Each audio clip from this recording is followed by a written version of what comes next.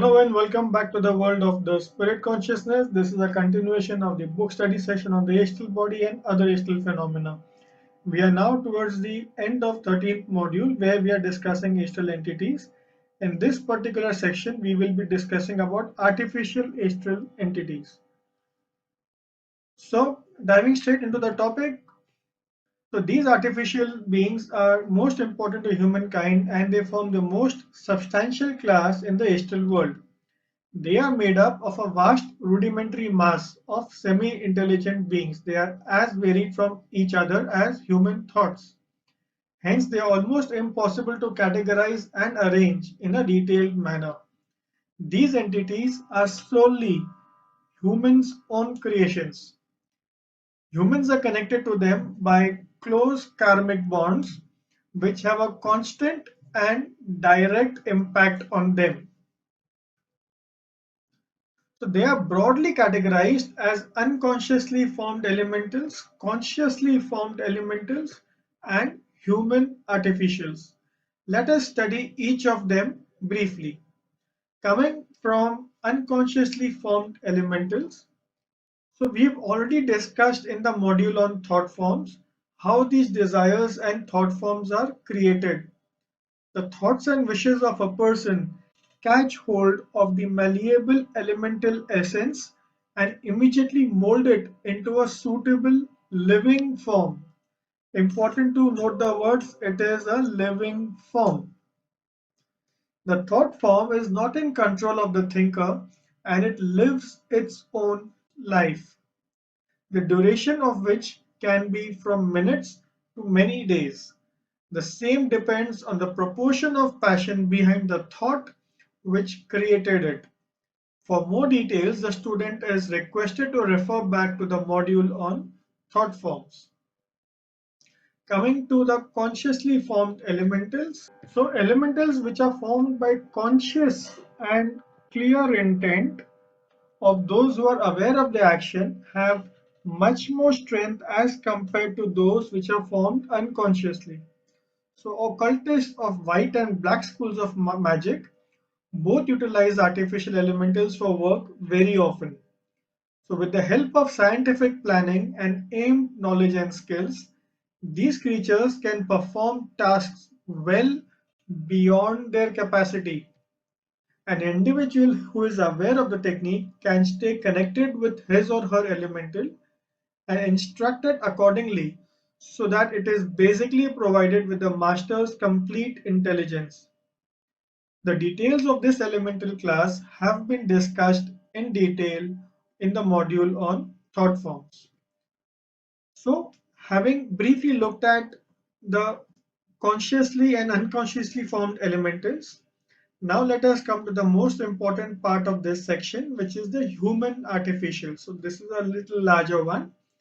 We'll be looking at the introduction, the background and history, which comprises of some history of the creation of lodges of occult studies, some novel techniques which were designed to promote spiritualism. We will discuss the novel method used. There were some initial consequences of this movement, and that led to the creation of the human artificials to mitigate those initial consequences, which eventually led to graver consequences. So coming quickly into the introduction. So this is a very unusual class and have very few individuals, but its importance is much more than the number of members because they are closely connected to the spiritualistic movement. To understand its source, it is important to travel back to ancient Atlantis, which is we will see when we look at the background and history. So, there used to be lodges for occult study prior to the initiation. This was formed by the adepts of the good law. Of these lodges, there is one that continues to follow the same old world rituals and teaches the same Atlantean language as a holy and secret one as in the Atlantean days. The teachers of this fraternity are neither adepts nor the direct constituents of the Brotherhood of the Himalayas. Although some Himalayan adepts were linked to this fraternity in previous births. So, in the mid 1800s, the heads of this fraternity were dejected by the widespread materialism of America and Europe. They decided to fight it with the help of new methods. They also decided to present opportunities which would enable any reasonable person to get proof of a life beyond the physical body. Hence, the humbly begun movement grew into millions of followers on the basis of modern spiritualism. Regardless of the results that followed, undoubtedly, a substantial number of people now believe in some kind of afterlife due to spiritualism. This is a huge success, although some people believe that this success has been achieved at a very large expense. So, let us see what was the novel method that was used. So, the method implemented was to pick an ordinary person after death, awaken them fully on the astral plane, and guide them on the faculties and possibilities of the astral world up to a certain level, and then make them an in charge of a spiritual circle. These individuals would then develop other deceased people in a similar way. They would act on individuals who sat for seances and develop them as channels. Sometimes the chiefs of the movement would manifest their astral bodies at the circles, but generally they only guided as they saw fit. The movement rapidly grew large. It grew to an extent that it got out of their control. Hence, this lodge was indirectly responsible for the occurrences that happened later. So let us see what these initial consequences were. So the increased intensity of astral life of the supervisors of the spiritual circles clearly delayed their natural evolution. It was believed that a loss thus incurred would be compensated by the good karma of guiding others towards the truth. Later, it was realized soon enough that utilizing a spirit guide for any duration caused them serious and lasting damage.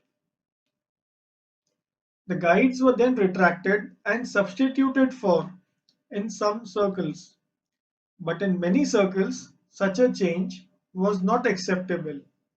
Hence, an amazing method was adopted. This method gave birth to a strange class of creatures called the human artificials. So it led to the creation of human artificials. Let us understand a little more about this. The higher concepts of the original guide, were permitted to pass through the much delayed evolution into the heaven world. The body or the shade left behind was utilized, maintained, and worked on so that they looked just like before to the circle. It appears that initially the members of the fraternity adopted this technique. Over a period of time, it was decided that the departed individual chosen to succeed the late spirit guide would take the latter shell and just wear his appearance. This shade of the late spirit guide maintained and operated upon is called a human artificial entity, and this led to graver consequences. In some situations, multiple changes appear to have been made without raising suspicion. However, some examiners of spiritualism noticed that after a substantial time, differences suddenly surfaced in the nature and the methods of a spirit. No member of the Himalayan Brotherhood has ever taken charge of creating an artificial being of this kind, but they couldn't restrict anyone else from doing it. The downfalls of this setup include it is deceitful in nature. Anyone outside this particular fraternity can adopt this method, and that includes black magicians.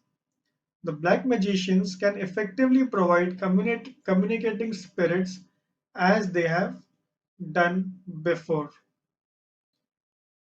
So this is a background of the human artificials, and that brings us to an end of the discussion on the artificials and on the astral entities. The next module we shall be discussing spiritualism. Stay tuned.